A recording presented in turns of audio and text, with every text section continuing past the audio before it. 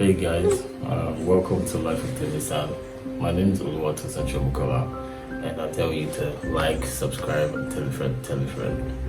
On the show today, we're going to be discussing a few things. Well, this will be my own version of things I had to adjust to after I got married. Marriage was the big step, to be honest, and I don't know if she's giving you a backstory as to how long we dated for. We dated for about 9 years, thereabouts, before we eventually settled down. And it was mostly long distance. So basically, a whole lot of adjusting had to be done. Moving into each other's space is, would I say, like the best decision we made. And obviously, it's been the most difficult ones because think about long distance phone calls, and then you have to share time and responsibility with someone. And so I think one of the major issues I faced was, having someone in my space. I'm not used to having someone constantly being in my space, and that kind of affected us a couple of times. We would usually argue about, do not put this here, put this here, I don't want this here, that kind of thing. And kind of affected, the marriage for a bit because it's a real issue. I don't know how other people deal with these things, but I like when things are exactly where they should be. My wife is pretty much amazing, so she's pretty much, I'm gonna put this here, let me put this here, I had to make compromises at certain times, even though we had to quarrel to adjust to these things. But another thing I had to adjust to, after we got married, was communicating. Yeah, so this kind of caused a whole lot of issues between I and my wife, and coming from not having to say much, it was long distance, so half the things that we had to say was on the phone, and now in person we have to overly say things that needs to be said. And now I think I'm of the opinion that the most difficult conversations are the ones that need to be had. Now if you're not having these conversations, obviously your marriage is not going to be progressive.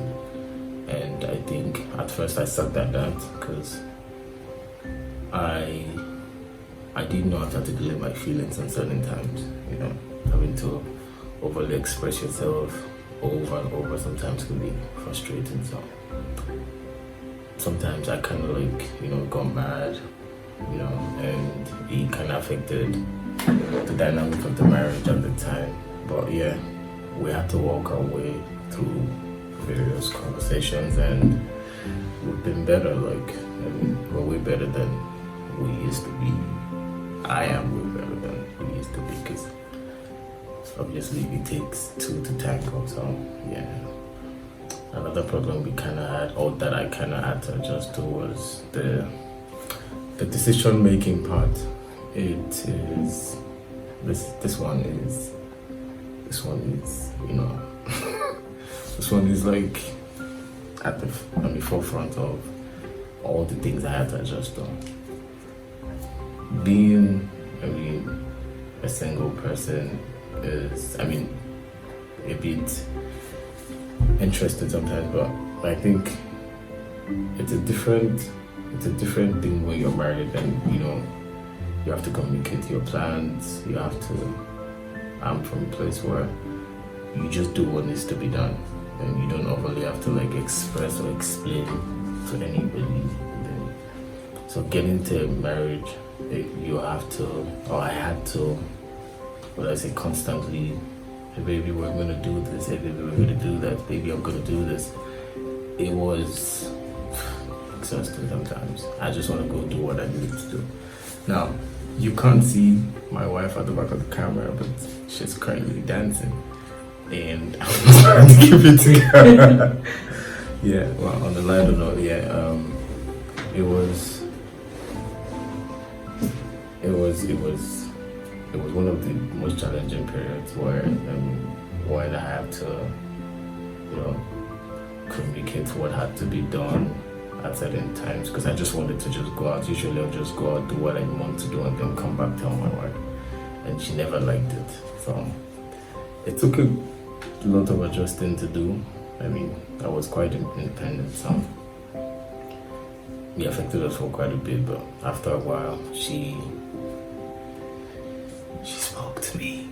I listened, and now we're here. And we're better. I'm glad I listened, because it's made the marriage, I mean, even way better than we used to be. So I think marriage is not, I don't think there's a manual to this thing.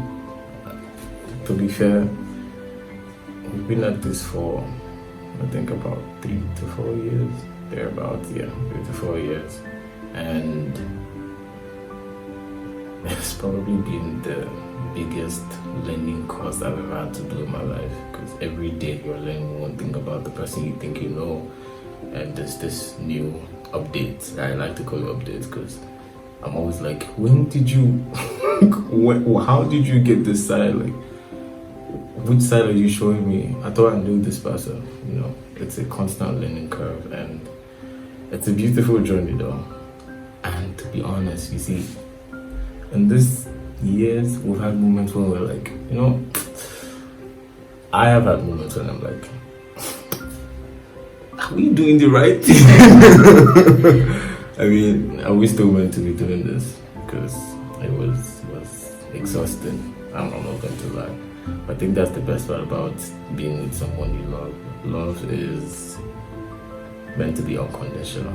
It's meant to be constantly compromising some days. I mean, compromising has to do with both sides. And I think there's this thing I always tell her. Love should be at the forefront, but love would never be enough to keep a marriage going. There's a whole lot of other things you have to adjust to, things you have to agree on, disagree on, to agree on, and I mean, to evolve together. So yeah. But yeah, my wife is amazing. Thank you guys so much for tuning in as usual, and God bless you. My wife is saying we love you, and I'm just putting the word out. So yeah, we love you, and till next time, like, subscribe, tell a friend to tell another friend. So yeah, thank you, bye. Bye.